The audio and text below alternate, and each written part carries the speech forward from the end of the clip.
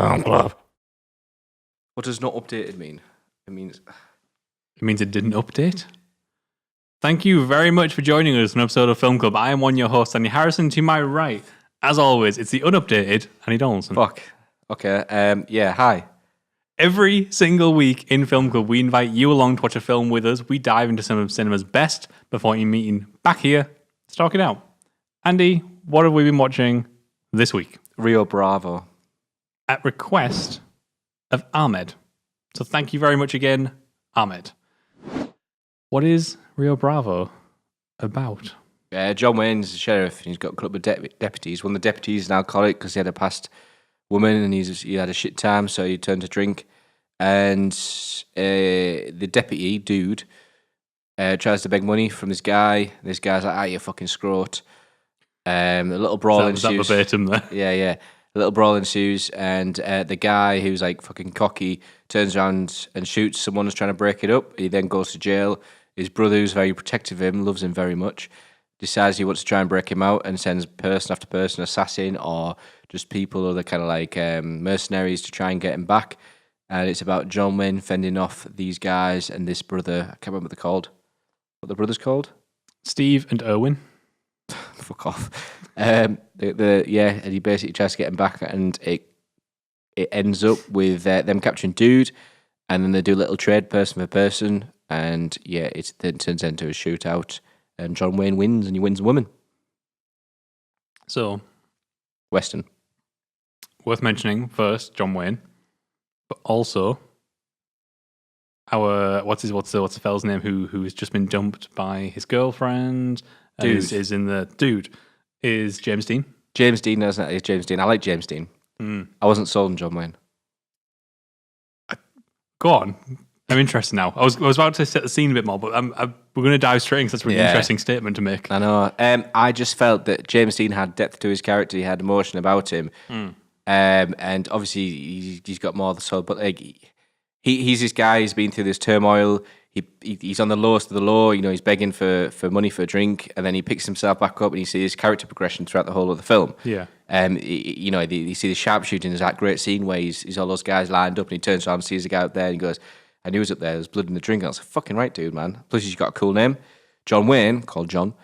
I don't know, I just feel like he has the same presence throughout the film. It's just like, always seems to be fed up with everything. He always has that kind of voice like, yep. Do you know why you're going out like that? And, the Tyson, he goes, you go out there and I'll arrest you. And he's trying to get the girl, and it just seems monotonous, and it just seems very forced. And I'm just like, yep. I can't really believe him, and I don't really believe his character. Is he just sold on the fact that he is John Wayne, and he's that role, he's typecast into that role, and he's just doing it because he can't be asked? I felt that way. I felt, everyone knows John Wayne. I've never actually seen a film with him. I just thought, Do you want to know where it's coming from?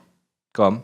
So this film, Rio Bravo, was made in response to another film. It's a film called High Noon, right? That was made about 6-7 years earlier. But that film was made during the Hollywood blacklisting. So people were getting blacklisted for any sort of ties to communism. Or support. Oh yeah, because it was huge back then, wasn't it? Yeah, so like they were trying to basically stomp out this support for communism back then, and High Noon was thought to have had communistic tendencies or like anti-American tendencies. The whole film is very, very similar in setup. It's about a guy who has a group of bandits, or like a particularly big bad bandit who's like going to come kill him. And he is going around the whole town trying to ask for help, but everyone's refusing him. And then what happens at the end of High Noon, spoilers for anybody who hasn't seen High Noon, is he's kind of pinned down, and then his wife pops up behind a guy and shoots him in the back. Thought to be very, very not okay at the time. They were very honor bound in the sort of like Western cowboy films. Like they don't shoot someone in the back. Even if you're doing something like was it 10 paces, 20 paces, 5,000 paces, you don't turn around early and shoot the guy. You play by the rules and you win fair and square. So the director, Howard Hawks, is that right? I'll find out. Howard Hawks and John Wayne were so up in arms about this because they had built... Howard Hawks. Howard Hawks, and they had kind of helped build the Western genre, especially John Wayne had helped build this, like, what was the Western genre. The Western genre represented America and represented what America stood for, and they were quite upset about this. Like, you don't have your hero, one, get saved by his wife, which at the time again was a no-no, but two, more importantly, shoot a guy in the back to win. Wait. So hold on. This High Noon film was not those two in it. No. All right, so it High didn't have- Noon, completely separate crew. Didn't have John completely Wayne. separate Didn't have team, this yeah. Howard Hawks. Yeah, you guys will see it down here, but they felt they needed to make a response to this. That's why they made Rio Bravo. And I think that's why John Wayne's character lacks a certain amount of depth, because they wanted him to be the archetypal Western hero, the guy who doesn't really have that many problems. But and if he I does, don't he get it from buries him. them down below. But he just always seems to be annoyed with everything. Yeah. That's not the act. That's not. I don't think that's an archetype Western hero. No, it absolutely is. Like, to be kind of, to have a lot of your problems be so Trivial. everyday problems be so trivial, so petty, that he tries to rise above them, and in doing so ignores them.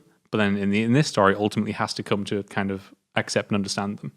But so yeah, it's kind of bland in some ways. His character is a little bit bland. It's because they were trying to make this weird response to a film that they thought was supportive of communistic identities.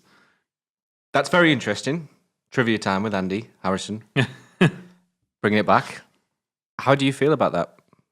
How do I feel about that or this film? Disregarding its history, if you could, obviously he's got his history, so you're gonna like appreciate because it's history. But if you disregard that history and actually look at the performance as a whole, look at the character of John Wayne, how do you feel about it? I don't take the character John Wayne in this film at all. I think it's another one on his chalkboard. Yeah, It doesn't feel unique. It just feels like there's another one for him. Moving on. that's how I felt when I saw it. I felt like he was just doing it for the sake of doing it because he had net another film to make money. I mean, it's great with that backstory there, but if you got someone like Dude, James Dean, he actually looked like he really wanted to perform this role, and he did perform. Yeah, James Dean kills it, and even the other guy. What's he called? It's the state or something, isn't it? Columbia? Columbus? Columbus. I'm thinking Colorado. Colorado. I was thinking of Zombieland. Ricky Nelson. Ricky Nelson, who I liked him. He tries. He's nowhere near as good as John Wayne. He doesn't give him that much much James screen Dean. time, though, does he? But then those two together lead to my favorite moment of the entire film. The singing was all right, yeah. Just bust out into song. Yeah. Because why not? He just came out of the blue, was like, what? And then, not Because mine. it's just like it's so of the time. You don't get that anymore because it's there because they had these two big musical artists there. So they're like, we've got to utilize that, and it just sets this weird. It does come at quite a nice moment where suddenly James Dean. James Dean. Oh my god, Dean Martin. when We didn't James call him Dean, James Dean the whole film. Club. yeah, Dean Martin. James Dean is the guy rebel without a cause. thank you, Dean Martin. Yeah, I did the same when I first watched it. Oh, it's James Dean. No, it's not Rebel Without a Cause. Dean Martin. Dean Martin. Apologies. Yeah, sorry. Dean Martin has just kind of accepted his role a bit more, so he is relaxed and he can kind of let himself go a little bit. But it has this amazing little interlude where they just decide to sing a couple songs. Yeah, And then yeah, I John get Wayne that. walks in, just watches them, and the like- guy I can't remember his name. Oh, yeah, I'm not even going to look there. It's Stumpy.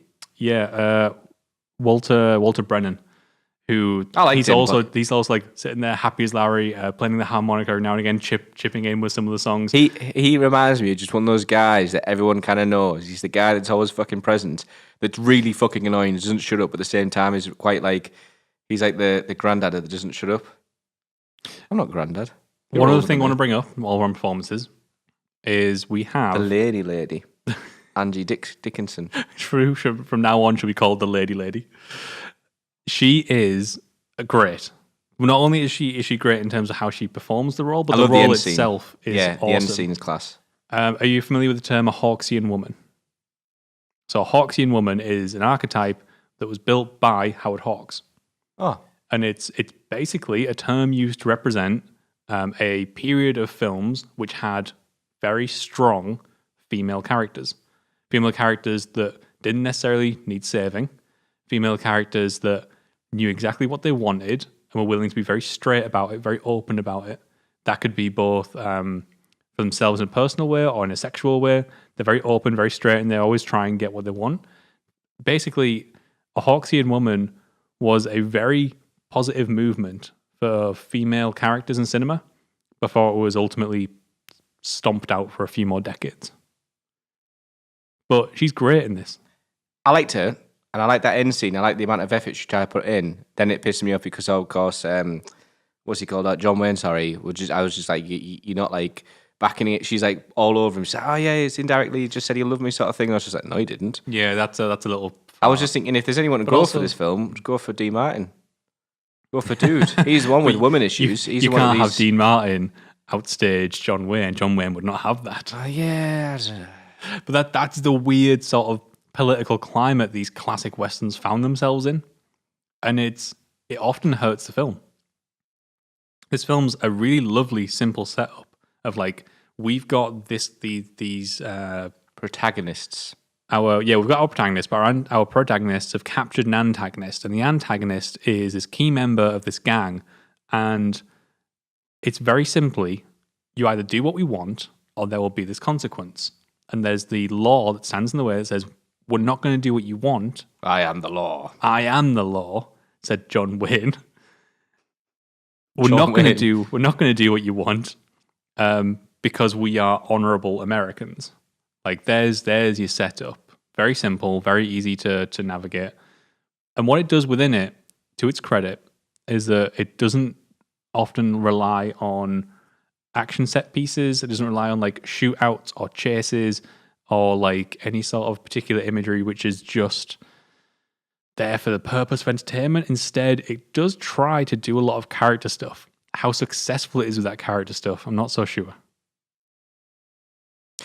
It started off well with Colorado. I felt like they trailed off a bit. As you said with Feathers, Angie Dickinson did well. And as they did with Dean Martin's Dude, they did well. Yep. So maybe 2.5 out of 4. Oh, no, because you've got Stumpy as well. Stumpy's class, because he comes back to the fucking shootout. Then he starts throwing the dynamite. All right, 3.5 out of 4. Stumpy's is such a lovely sort of like, such an easily likable character. But he's also really fucking annoying. He's also kind of annoying. You get the voice like this. Like that. Yeah, I could do with him cutting back on the laughter a little bit. I know, it's a little cliche. But still, he's one of the cool guys. So yeah. I guess 3.5 out of 5 characters that have done well. But the protagonist, I'm not really asked about. And the antagonist is a bit... the antagonist, I'm not asked about. Yeah. Disregarding that. Put that aside. Yep.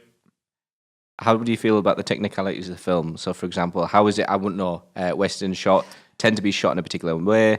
The cinematography. The thing I always absolutely adore about westerns is they're from a period where there's no option but to do it practically, and I do still love that about this. You know, all the sets are practical. Any sort of effects are practical. Any sort of action sequences are all practical. That's wonderful. The way it's shot is very. It's almost John Ford but safe. John Ford had this really cool thing where like he'd occasionally do big, wide open expanses, and he'd show scale really well, or you'd get really interesting locations and stuff. It's kind of like the bad stuff of John Ford, where everything feels like it's on a soundstage most of the time. Lighting decisions don't quite make sense, and it's a product of its time. Again, this is a product of its time where cinema's still kind of growing, but also it's a film which lacks. It's a film which lacks the impressive action sequences of something like Stagecoach. It's a film. Still need to watch that, but I've heard very good things. Yeah, it's the last. Is it the one shot in Monument Valley? Yeah, last chase sequence is phenomenal. Like, yeah, we'll do Stagecoach at some point because it's awesome. It lacks the sort of character observation of something like The Searchers, and it lacks the stylistic punctuation of like Leone's later films with like the Dollars trilogy. It's a really solid classic Western, but it falls into being a classic Western. That is a really, really good way of putting it. Not that I've seen many Westerns, but this guy started his, after Unforgiven, we did last year, this guy went an absolute binge of Westerns, like fucking binge. It probably helped that he got married in Monument Valley. So he was like, yeah, John, what's his name? John Ford? John Ford country. So then you went on a massive binge. So being someone who didn't binge Westerns, where did you fall on it? Just as a film then? It's for me, it's one of those It's one of those Sundays films I'd probably forget.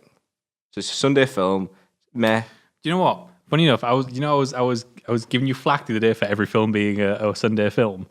I was sitting watching this, I was thinking, this is a Sunday film. Because but it's one that you'd more forget. it feels long.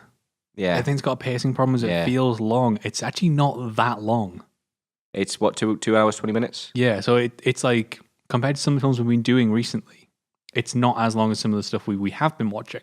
And this felt halfway through, I was like, all right, it's like speed up a little bit. Similarly, when I did watch High Noon, when I watched High Noon takes place in real time.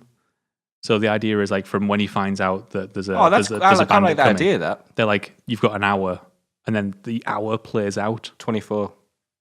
So that's like an hour 25 or something like this, and it's just interesting that they responded with a longer film, which I think feels a little long. Just needs cutting back a little bit. So there is Rio Bravo. You can let us know in the comments below what you thought of Rio Bravo.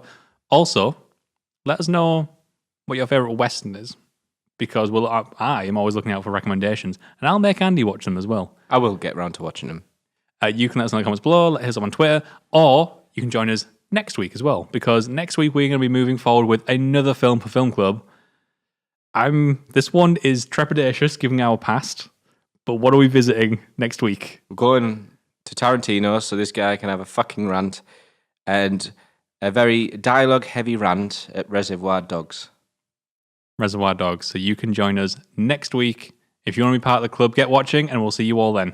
I was going to put it there now, but it's actually there, isn't it? It's back there. Oh, we've changed.